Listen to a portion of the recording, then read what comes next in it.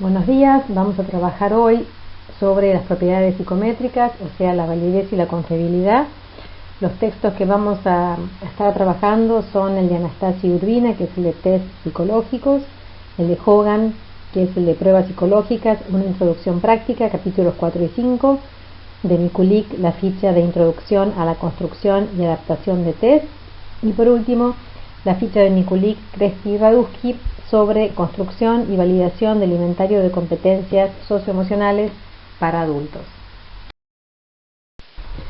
Bien, si comenzamos definiendo lo que es validez, podemos decir que se refiere a lo que mide una prueba, y esto no puede expresarse en términos generales, sino que tiene que consignarse de acuerdo al uso particular que vayamos a darle al instrumento.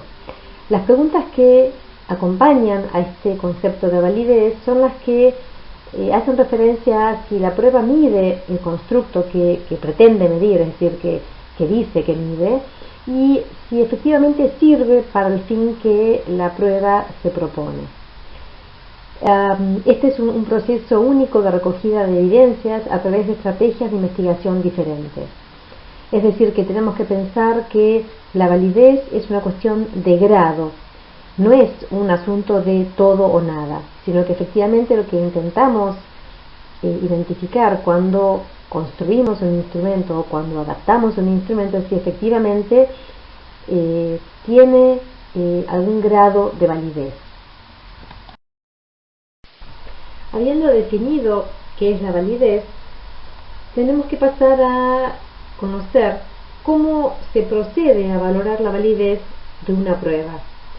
Entonces, una forma de conceptualizar la validez se ha dado con respecto a la siguiente taxonomía de diferentes categorías de tipos de validez.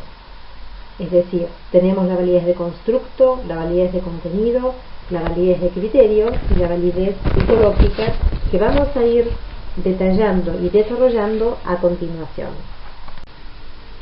Empecemos entonces por la validez de constructo, cuyas preguntas que ayudan a conceptualizar este tipo de validez son: ¿en qué medida el instrumento refleja la teoría en la que se sustenta?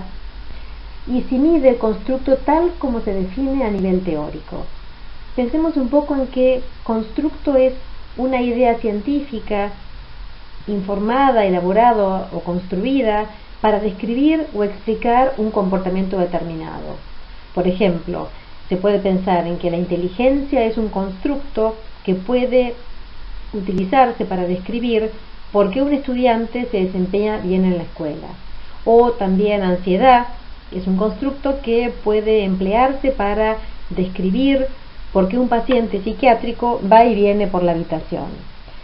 Tenemos diferentes tipos de procedimientos para encontrar o para determinar cuál es la validez de constructo que tiene ese instrumento o en qué grado tiene esta validez de constructo. Y estos procedimientos son los del análisis factorial, los de efecto de variables experimentales y el de correlación con otras pruebas.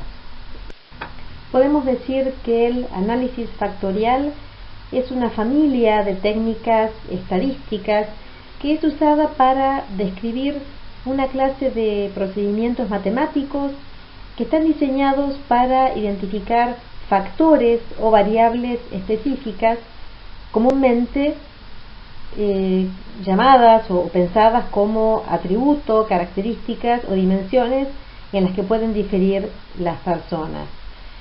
En lo que es la investigación psicométrica, este análisis factorial es empleado con mucha frecuencia como un método de reducción de datos en el que son analizados varios conjuntos de puntuaciones y las correlaciones que existen entre estas puntuaciones. O sea que en estos estudios el propósito que persigue este análisis factorial puede ser identificar el factor o los factores en común entre las puntuaciones de la prueba en subescalas dentro de una prueba particular, o los factores en común entre puntuaciones en una serie de pruebas. Para poder entender entonces este concepto de análisis factorial, vamos a poner un ejemplo con el inventario de competencias socioemocionales, que mide un conjunto de conocimientos, habilidades y actitudes necesarias para poder comprender, expresar y regular adecuadamente los fenómenos emocionales, así como para manejarse adecuadamente en las relaciones interpersonales. Entonces, acá lo que tenemos es que estas competencias abarcan tanto los conocimientos, o sea, el saber, las habilidades, que sería el saber hacer, y las actitudes y conductas, que sería el saber estar y el saber ser. Entonces, esta prueba cuenta con una serie de subescalas o una serie de dimensiones, como podemos observar, desde conciencia de las emociones, empatía, resolución de problemas, responsabilidad social, regulación emocional, comunicación emocional expresiva, autoeficacia, comportamiento prosocial, asertividad, optimismo y autonomía emocional. Todas estas dimensiones están precisamente midiendo las competencias socioemocionales, pero cada una desde su especificidad. Aquí tenemos el protocolo con los datos sociodemográficos que se le solicitan a las personas para que respondan el cuestionario y el inventario. Tenemos la consigna del inventario de competencias socioemocionales, que por supuesto explica la forma en que debe completarse la prueba, y tenemos las opciones de respuesta y algunos ítems. Una vez que las personas han contestado los protocolos, nosotros tenemos que proceder a cargar todas esas respuestas, o sea, todos esos datos, en una base de datos. Entonces tenemos que elaborar esta base de datos. Para ello utilizamos un paquete estadístico que se llama SPSS. Estas siglas son en inglés y significa que es un paquete estadístico para ciencias sociales, SPSS. Y este paquete estadístico tiene muchas funciones y nos permite trabajar con diversos análisis estadísticos, y uno de ellos es este análisis factorial. Entonces, lo que observamos aquí en esta filmina, del lado izquierdo, son todos los ítems del inventario de competencias socioemocionales, y del lado derecho tenemos una variedad de columnas que reflejan lo que llamamos las cargas factoriales.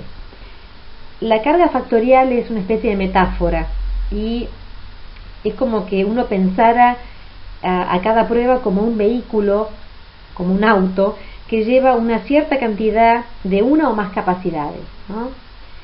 Entonces, esta carga de un factor en una prueba lo que transmite es la información del grado en que el factor determina la puntuación de la prueba. Entonces, aquí lo que podemos observar es estas cargas factoriales, estos valores que tenemos distribuidos en estas diferentes columnas, y que podemos apreciar a través de los colores cómo se van agrupando en diferentes factores o diferentes dimensiones, ¿no? Que ustedes pueden observar que en la fila de arriba de todo, allí tenemos la identificación de las dimensiones teóricas del inventario de competencias socioemocionales, identificadas entonces por diferentes colores, ¿no? Entonces, estas cargas factoriales permiten justamente identificar la agrupación de los ítems del inventario en las diferentes dimensiones. Otro de los procedimientos para llegar a la validez de constructo es a través del efecto de las variables experimentales. O sea, estudiar los efectos de las variables experimentales es similar al método de los grupos contrastados o grupos de contraste, como se lo llaman, que suelen trabajar con grupos que se dan de forma natural. Por ejemplo, personas ansiosas y personas no ansiosas. En tanto que los grupos considerados bajo la validez de constructo se crean específicamente para estudiar la validez de las pruebas. Este procedimiento busca establecer la validez a través de la diferenciación entre grupos, que suelen llamarse grupos de control o grupos experimentales, y esta separación entre los grupos justamente nos permite identificar cómo se comporta la prueba en ambos. Tenemos el ejemplo de las diferencias por género en las respuestas dadas al inventario de competencias socioemocionales, en donde se puede observar que hay valores más altos en empatía, prosocialidad, conciencia y expresión emocional en las mujeres, mientras que en los varones hay mayor regulación emocional y asertividad. Pasemos entonces al último de los procedimientos de la validez de constructo, que es la de correlación con otras pruebas, que precisamente consiste en correlacionar la prueba que estoy construyendo o que estoy validando con otras pruebas que, por supuesto, tengan adecuada validez y adecuada confiabilidad. Luego tenemos la validez de contenido, que expresa el grado en que el contenido de un test constituye una muestra representativa de los elementos del constructo que pretende evaluar. Es decir, si resulta una muestra representativa y relevante del dominio comportamental que se pretende medir. Entonces, la pregunta que nos permite pensar acerca de la validez de contenido es si los ítems de un instrumento son suficientes y son relevantes para medir el constructo. En esta validación de contenido se tienen que seguir las siguientes fases. Por un lado, definir el universo de observaciones. Por otro lado, identificar a los expertos en dicho universo. Luego, trabajar con el juicio de los expertos acerca del contenido del test. Y luego, desarrollar un procedimiento para resumir los datos resultantes. Vamos con otro ejemplo. En este caso es una situación en la que un psicólogo tiene que construir una entrevista estructurada para evaluar depresión mayor y decide basarse en los criterios que ofrece el Manual Diagnóstico y Estadístico de los Trastornos Mentales, el DSM-5. Entonces, este psicólogo toma contacto con estos criterios planteados en el DSM-5 acerca de el episodio depresivo mayor. Tenemos allí una gran descripción acerca de cuáles son estos síntomas, esta sintomatología que está presente en este cuadro y que es una información obviamente muy necesaria sobre la cual se va a basar para establecer luego la validez. Entonces, habiendo ya tomado contacto con los criterios del DSM-5, podríamos pensar, bueno, ¿qué aspectos son los que tiene que tener en cuenta para garantizar que esa entrevista tenga validez de contenido? Entonces, obviamente que debería tener preguntas que aludan al estado de ánimo, a la pérdida del apetito, a la falta de interés, al insomnio, a la pérdida de energía, a la disminución respecto del placer, es decir, todas aquellas descripciones que plantea el DSM-5 respecto de la sintomatología presente en un cuadro, un episodio depresivo mayor, debieran estar presentes, debieran estar incluidas en la entrevista, de modo tal de garantizar la validez de contenido. Entonces, pasamos a justamente el método que mencionábamos antes, que es acerca de los jueces expertos, quienes tienen que identificar la calidad de los ítems, la relevancia de los ítems y la suficiencia de los ítems que componen esa prueba. ¿Cómo es la tarea que desarrolla un juez experto? Es lo que vamos a ver a continuación. Se le entrega un formulario que está compuesto por la consigna y por los ítems que componen esta prueba que estamos queriendo validar. Y la tarea consiste en que deba identificar a qué dimensión le corresponden cada uno de los ítems que allí figuran. Al mismo tiempo también lo que interesa conocer es qué tan relevante es ese ítem respecto de la dimensión, y también se da lugar a las observaciones, que son siempre interesantes, dado que los jueces expertos justamente son expertos en la temática que estamos investigando. Entonces es siempre muy enriquecedor todo lo que puedan aportar estos jueces expertos. Entonces, lo que tienen que hacer ellos es ir leyendo cada uno de los ítems y determinar qué dimensión teórica del inventario de competencias socioemocionales, en este caso, le corresponde. Luego, lo que se acompaña es la definición de cada una de esas dimensiones, Es fundamental que ellos cuenten con esta información que les permite identificar y les permite reconocer la relevancia de los ítems respecto de cada una de estas dimensiones. Otro tipo de validez es la validez aparente, que, como su nombre lo indica, está vinculada más a lo que la prueba parece medir que con lo que realmente mide. Por eso es que la pregunta que nos orienta es la de: ¿la prueba parece medir lo que dice medir? ¿Es aparentemente válida? Porque tiene que ver más con un juicio vinculado con lo relevante que parecen ser los reactivos de la prueba, ¿no? Que parecen ser los ítems de la prueba, con lo cual es un tipo de validez que está, por supuesto, considerada como tal, pero que no es de las más relevantes, porque la validez aparente de una prueba, o sea, la simple apariencia de validez, no es una base suficiente como para hacer inferencias interpretativas a partir de las puntuaciones de una prueba. Tenemos ahora la validez de criterio, que la característica esencial consiste en establecer el vínculo entre el desempeño en la prueba y en algún otro criterio que se toma como indicador importante del constructo de interés. O sea, tenemos dos contextos generales para este tipo de validez, que son la validez predictiva y la validez concurrente. La validez predictiva tiene como pregunta en qué medida es posible anticipar un logro o comportamiento a futuro, o sea que la prueba busca pronosticar justamente la condición en algún criterio a la que se llegará en el futuro. Entonces, como ejemplo de criterio, en el caso de la validez predictiva, tenemos que en una prueba de ingreso a la universidad, que se lleva a cabo, por ejemplo, en el tercer año de un bachillerato, se aplica para pronosticar el promedio de calificaciones al final del primer año en la universidad. O también, por ejemplo, uno puede recurrir en un inventario de personalidad para pronosticar la probabilidad de intento de suicidio en algún momento futuro. La validez concurrente se establece comparando las puntuaciones de una técnica con un criterio externo, pero en forma inmediata y no a futuro. Es importante identificar que los criterios son medidas externas, son parámetros externos que pueden ser muy variados, ¿no? Tenemos que no hay reglas inflexibles para lo que se puede constituir en un criterio externo.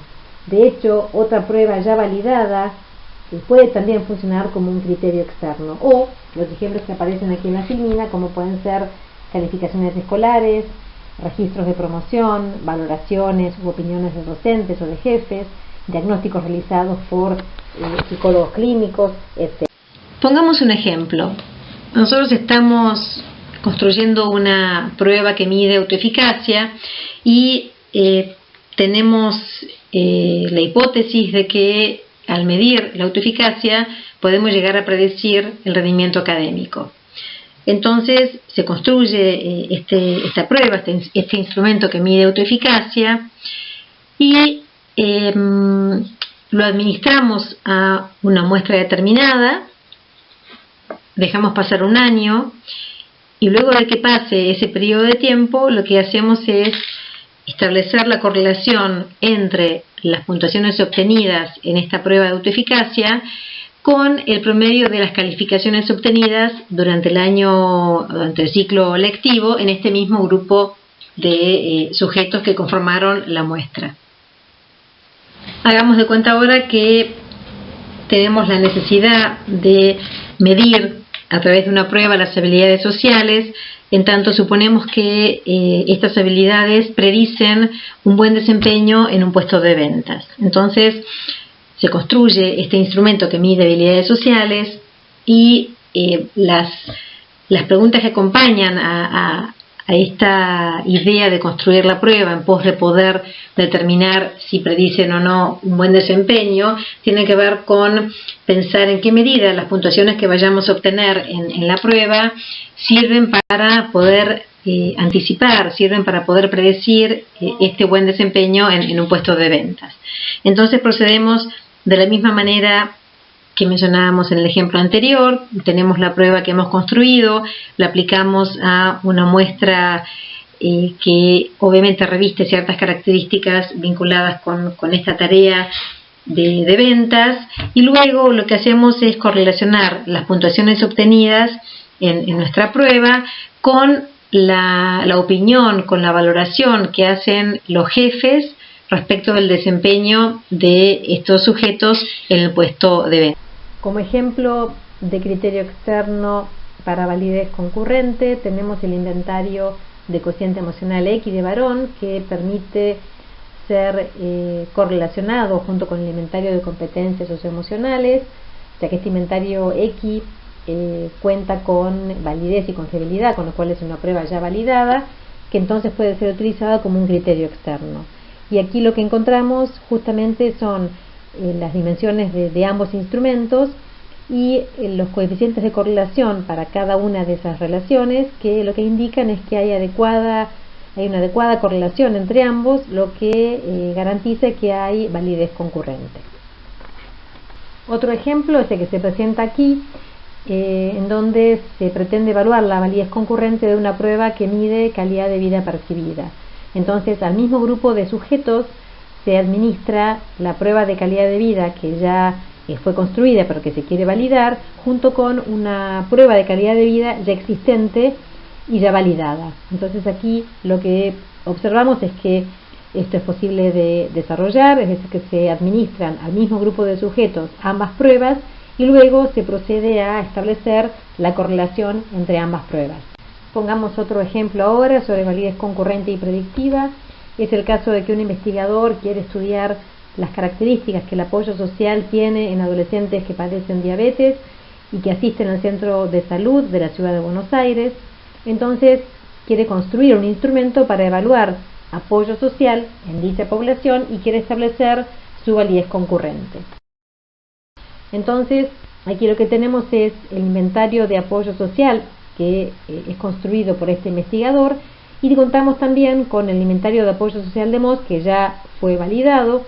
Entonces se administran estos dos instrumentos a los adolescentes diabéticos y luego de obtener los protocolos completos y ingresados a la base de datos se procede a establecer la correlación de las puntuaciones obtenidas en ambos. Ahora también quiere evaluar si el apoyo social es un buen predictor de la adherencia al tratamiento de los adolescentes con diabetes. Entonces tiene que estudiar la validez predictiva de este instrumento de apoyo social. Entonces administra este instrumento a los adolescentes con diabetes y al mismo tiempo toma como criterio externo el puntaje obtenido en la escala de adherencia al tratamiento respondida por el clínico, es decir, espera estos 3 meses hasta que se desarrolla el tratamiento y considera como criterio externo entonces este puntaje obtenido en la escala de adherencia al tratamiento. Por último, la validez ecológica, es decir, en la medida en que nos aproximamos a los contextos naturales de las personas, esto nos permite ganar en validez ecológica, que es definida como el grado en que la prueba, el instrumento, tiene sentido en el ámbito en que se aplica. Insiste por un lado en la semejanza entre las condiciones de investigación y las condiciones del mundo real en que se produce un fenómeno, y por otro en que el sujeto experimente la situación de investigación con las mismas propiedades que el investigador supone. Podemos decir entonces que aporta a la comprensión de lo que la gente hace en las situaciones cotidianas, apoyándose en la experiencia y en los comportamientos de las personas, de los individuos, en las situaciones reales y concretas. Podemos entonces hacer una síntesis de los diferentes tipos de validez que hemos visto hasta ahora. Tenemos que la validez de constructo a través del análisis factorial, a través de la comparación de grupos y a través de la correlación con otras pruebas nos permite garantizar, nos permite comprobar que la prueba que estamos construyendo, que estamos validando, posee validez de constructo. Aquí lo que podemos observar también es que cada una de estas formas de poder comprobar la validez de constructo tienen su especificidad, es decir, el análisis factorial permite estudiar acerca de la estructura interna, acerca de la dimensionalidad de la prueba. La comparación de grupos nos permite la formulación de hipótesis y su verificación, y la correlación con otras pruebas permite justamente hallar esa relación o esa asociación positiva con una prueba ya validada. Al mismo tiempo, la validez de contenido a través de los jueces expertos nos permite comprobar la relevancia de los ítems y la suficiencia de los ítems que componen la prueba. La validez aparente, a su vez, también habla de la pertinencia de los ítems. La validez de criterio a través de predictiva y concurrente permite, por un lado, anticipar un comportamiento o logro futuro a través del método de correlación con un criterio externo a futuro, y la validez concurrente, cuyo objetivo es evaluar un rasgo actual y cuyo método es la correlación con un criterio externo en forma inmediata. Y por último, la validez ecológica, con sus características contextuales y con su manera de poder garantizar la correspondencia entre los fenómenos investigados y los fenómenos reales.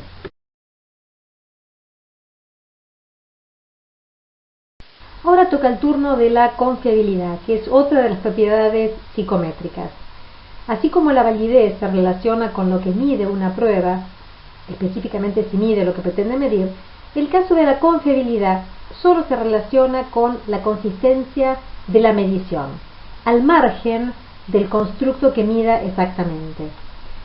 Tenemos unos sinónimos en psicología del término técnico de confiabilidad, que son la replicabilidad, la fiabilidad, la consistencia, la precisión. Es decir, una prueba confiable en sentido psicométrico es la que consistentemente genera la misma puntuación o una similar en el caso de un individuo. Y para arrancar con confiabilidad podemos dar una mirada a estos chistes que nos hablan justamente de esa necesidad de tener una medida precisa, ¿no?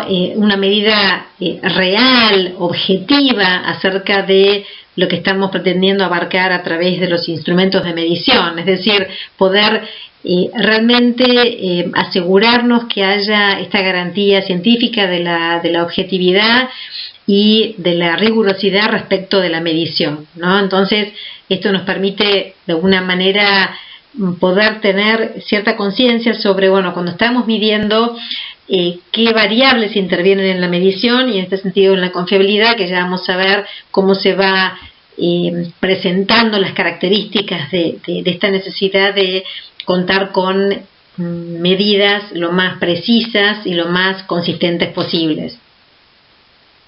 Es decir, que la confiabilidad refiere entonces tanto a la consistencia o a la estabilidad de los puntajes, como también a la confianza que puede tenerse en una medición. Entonces, la confiabilidad puede expresarse, mejor dicho, suele expresarse, mediante algún tipo de coeficiente de confiabilidad o a través del error tipo de medición que se deriva de ella. Por supuesto que al hablar de confiabilidad y al hablar de medición estamos siempre hablando de la posibilidad de que exista algún error, ¿no?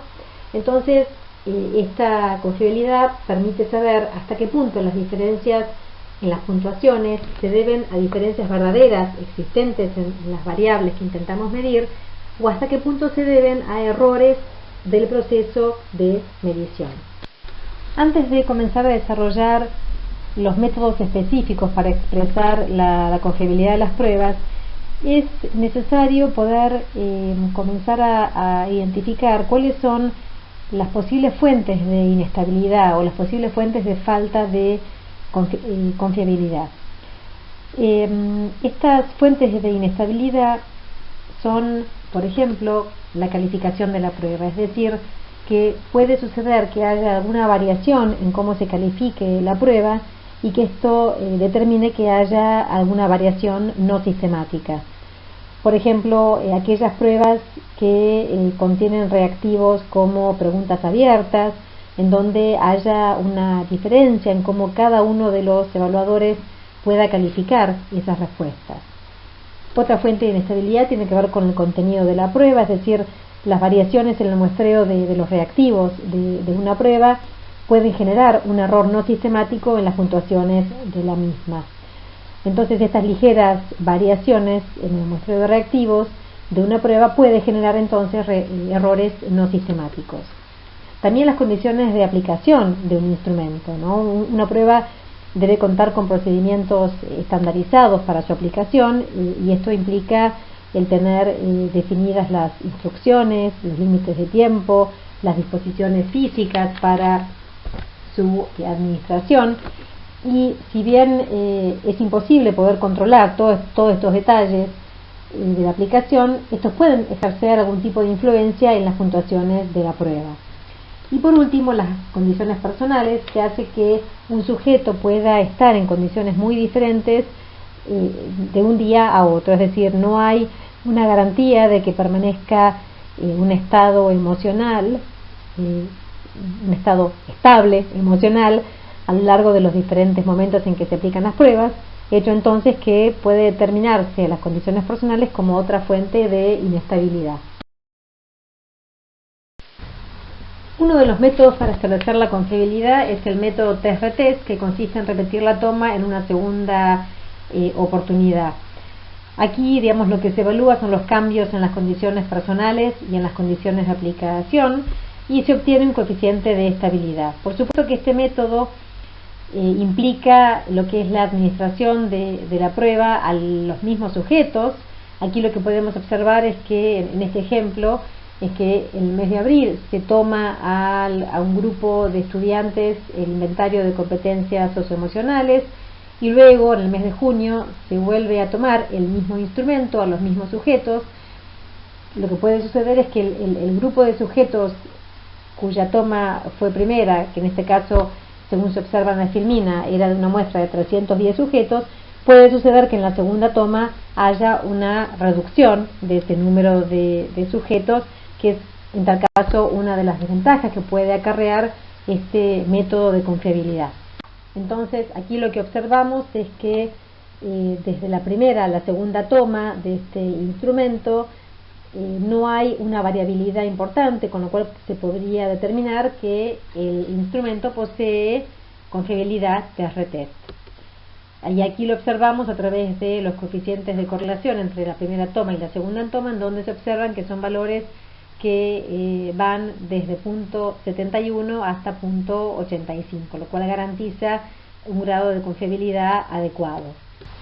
Este método de test-retest, por supuesto que también tiene sus desventajas, ¿no? Y estas desventajas tienen que ver con el efecto de la práctica, es decir, que desde la primera a la segunda toma hay una experiencia, hay un conocimiento del instrumento, con lo cual se produce una práctica entre la primera y segunda toma. A su vez, también otra de las dificultades tiene que ver con el establecimiento del tiempo entre las diferentes tomas.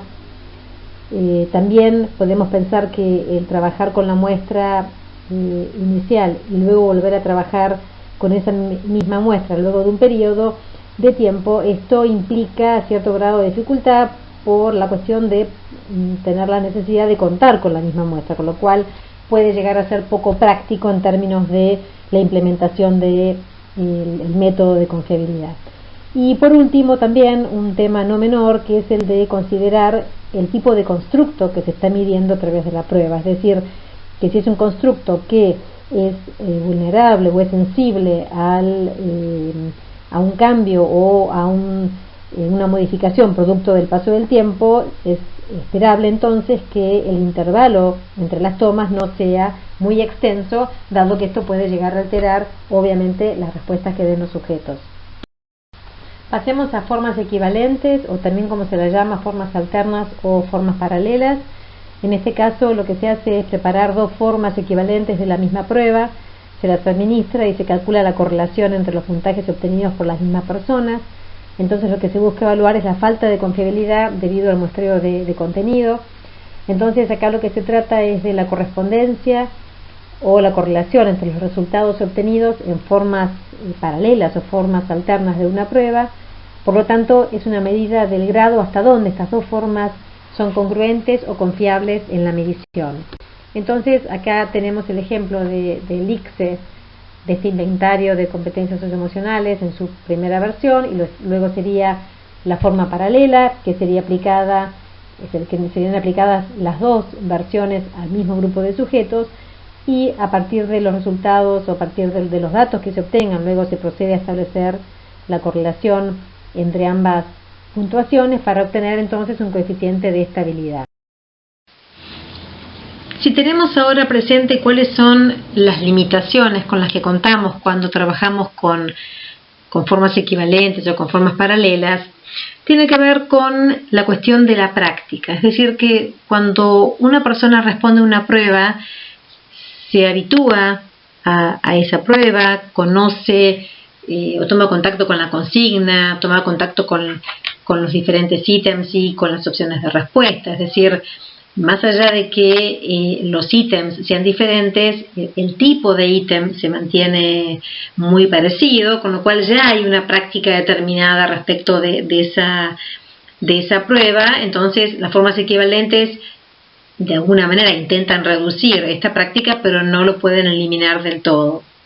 Al mismo tiempo, se trata de una forma de confiabilidad costosa, en el sentido de que realmente es con mucho esfuerzo que uno llega a construir una versión, tanto más esfuerzo entonces si se trata de construir una segunda versión de la prueba, ¿no? Digamos, una prueba equivalente.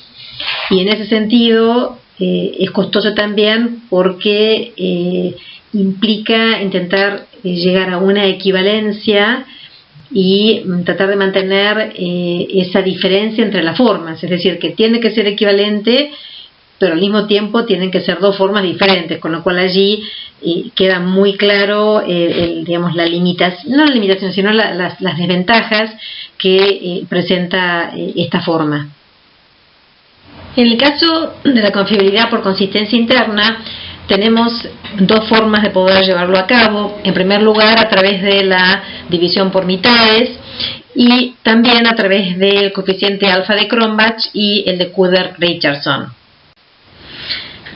La confiabilidad por división por mitades, como su palabra lo indica, consiste justamente en separar en dos mitades, en dos partes, un mismo test, actuando ambas partes como si fuesen dos formas paralelas.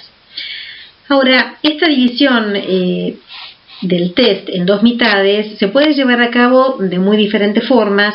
Sin embargo, para poder realizarla correctamente con el fin de calcular la confiabilidad, hay que tener en cuenta cómo ha sido diseñado el test. Si es un test con ítems muy homogéneos, cualquier división por mitades puede considerarse como adecuada. Ahora, por el contrario, cuando son instrumentos, cuando es un test que va creciendo en dificultad a medida que avanza en su ejecución, o inclusive en aquellos otros en que sin ser de dificultad creciente se les ha introducido al principio un pequeño número de ítems de pequeña dificultad con el fin de motivar a la persona a responderlo, no sería conveniente el realizar una división arbitraria en dos mitades sin obviamente tener en cuenta estas características del instrumento. Entonces, cuando suceden este tipo de situaciones en las que un instrumento tiene una complejidad creciente, lo indicado, por ejemplo, es trabajar la división por mitades de acuerdo a ítems pares o ítems impares, de modo tal de que las dos formas van a tener garantizada este mismo gradiente de dificultad en ambas formas. Entonces, tal como tenemos acá en la filmina, se administra el instrumento, en este caso la prueba de autoeficacia, que consta de 40 ítems a una muestra de 310 sujetos. Una vez que las personas ya han respondido, luego uno lo que hace es separar cada una de los test, separarlo en dos mitades, de modo tal de contar una primera mitad constituida por los 20 ítems que son los pares, y una segunda mitad con ítems impares, y luego se establece allí la correlación, y de esa manera uno puede identificar el nivel de confiabilidad que posee la prueba en relación con esta forma que es la de división por mitades. Si pensamos ahora en las desventajas que tiene esta forma de confiabilidad o las limitaciones que tiene, podríamos decir que, en primer lugar, tiene que ver con cómo dividimos esa prueba en dos partes comparables. Lo comentábamos anteriormente respecto de tener muy presente si la prueba tiene un nivel de complejidad creciente, es decir, que el ítem 1 va a ser mucho más fácil que el ítem 20. Entonces, no va a dar igual que la separe de manera azarosa en dos partes, sino que voy a tener que realmente analizar seriamente el criterio bajo el cual voy a dividirla en dos. Y en ese sentido, el nivel de dificultad de los ítems es un tema muy importante, porque si fuera así, si hay ítems que son más complejos que otros, allí tendré que proceder a esta división por mitades, considerando pares por un lado e impares por el otro. Y otra de las cuestiones que también se presenta como una limitación es en el caso de que los constructos que estemos evaluando sean multidimensionales, es decir, que sea un concepto que a su vez esté definido en función de diferentes componentes o diferentes dimensiones teóricas.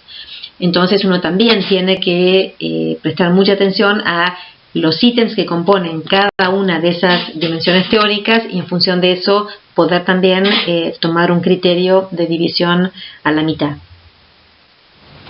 La confiabilidad por consistencia interna es uno de los métodos que se utilizan con mayor frecuencia para expresar la confiabilidad de una prueba. Además del de división por mitades que acabamos de mencionar, está el del coeficiente alfa de Cronbach y el Q de Richardson. Estos buscan medir la característica común de la consistencia interna de una prueba. Es decir, es una medida basada en las correlaciones entre los diferentes ítems que componen una misma prueba. Es decir, interesa conocer cómo se comportan esos ítems al interior de la prueba. Y tenemos una diferencia entre trabajar la consistencia interna desde Q de Richardson, que se basa en ítems que son dicotómicos, es decir, donde la persona tiene que responder con un sí, un no, o con un verdadero y falso, y el caso de alfa de Cronbach, en donde se maneja con escalas de respuestas que se utilizan a través de la escala tipo Likert, por ejemplo, donde las personas tienen que elegir entre 1, 2 y 3, es decir, entre 3 opciones, o 5 opciones, o 7 opciones. Entonces, allí tenemos una diferencia respecto de cómo trabaja alfa de Cronbach por un lado y Q de Richardson por el otro, pero que en definitiva estas dos apuntan a lo que es intentar identificar el grado de consistencia interna que posee una prueba. Por último, tenemos la confiabilidad interjueces, o entre calificadores, o entre examinadores, como se la llama, y de lo que trata es de determinar el grado de acuerdo o consistencia que existe entre dos o más evaluadores luego de calificar las respuestas de una prueba. Se tiene que tener presente que una fuente importante de varianza de error, sobre todo en los instrumentos clínicos, lo representa la varianza del examinador. O sea que la confiabilidad del calificador se obtiene con una muestra de test calificados en forma independiente por dos o más examinadores. Esos dos o más resultados se correlacionan de acuerdo a la forma usual de obtener la correlación, y ese coeficiente que se obtiene es la medida de la confiabilidad del puntuador del calificador. Es decir, que acá lo que estamos evaluando es la variación no sistemática debida solo a quienes califican la prueba. Estos casos suelen estar vinculados con pruebas cuya calificación sea del tipo más subjetiva, es decir, no aquellas pruebas que tienen de pronto como opciones de respuesta verdadero o falso, o sí o no, sino aquellas pruebas en donde hay una libertad de parte del evaluado de poder responder de manera abierta, con lo cual esto hace que sea más dificultoso el tema de su corrección, de su puntuación. A manera de síntesis, entonces, presentamos acá los 4 tipos de métodos de confiabilidad, como ser el test-retest, formas paralelas, consistencia interna e interjueces. Cada una de ellas permite obtener un tipo específico de confiabilidad, es decir, son diferentes procedimientos que tenemos para poder garantizar que una prueba presente adecuados niveles de confiabilidad. El test-retest a través de 2 tomas de la misma prueba, formas paralelas a través de la toma de 2 formas equivalentes de la misma prueba, consistencia interna a través de la división por mitades de una misma prueba, e interjueces a través de obtener el grado de acuerdo o consistencia entre 2 o más evaluadores respecto de la puntuación de una misma prueba. Bueno, y finalmente llegamos a las teorías de los test, que son modelos que nos permiten explicar el significado de las puntuaciones obtenidas en los test. Tenemos 3 grandes teorías: la teoría clásica, la teoría de la generalizabilidad y la teoría de respuesta al ítem. La teoría clásica de los test, como se llama TST, es un conjunto de principios teóricos y métodos cuantitativos derivados de ellos que fundamentan la construcción, aplicación, validación e interpretación de distintos tipos de pruebas, distintos tipos de test, y que permiten derivar escalas estandarizadas aplicables a una población. Es un modelo de puntuación verdadera como valor esperado, y esta puntuación verdadera es función de la observada y de los errores de medición. El objetivo fundamental de este tipo de teoría, o sea, teoría clásica, es encontrar un modelo estadístico que permita la estimación de los errores de medida asociados a todo proceso de medición. A su vez, esta teoría clásica de los test tienen también sus limitaciones, en el sentido de que depende de la muestra de sujetos con los cuales se trabaje, o sea que la estimación de la habilidad del examinado depende en definitiva del conjunto de ítems incluido en la prueba, de modo que la habilidad del sujeto depende de la prueba, y los coeficientes de fiabilidad obtenidos están centrados en el test más que en los reactivos. Si pasamos a la TG, o la teoría de la generalizabilidad, acá lo que tenemos es que se considera una extensión, como una ampliación de la teoría clásica de los test, en el sentido de que reconoce el mismo modelo relativo a la existencia de errores junto a la puntuación verdadera, pero intenta resolver algunos de estos problemas mediante la aplicación de análisis de variancia para analizar dichas fuentes de error de medida. Entonces, a diferencia de la teoría anterior, toman en cuenta todas las fuentes de error, las cuales reciben el nombre de facetas, por ejemplo, las diferencias individuales en rendimiento, dificultad de los ítems, errores aleatorios, etc. Y las distintas fuentes de variación asociadas a las facetas y a sus interacciones se estima que contribuyen a la variancia de error y disminuyen esta generalizabilidad de los puntajes obtenidos en las personas examinadas. O sea que la teoría de la respuesta al ítem no contradice las asunciones o los planteos fundamentales de la TST, sino que lo que hace es justamente aportar algunos planteos adicionales que permiten dar respuesta a las cuestiones que la misma TST no podía.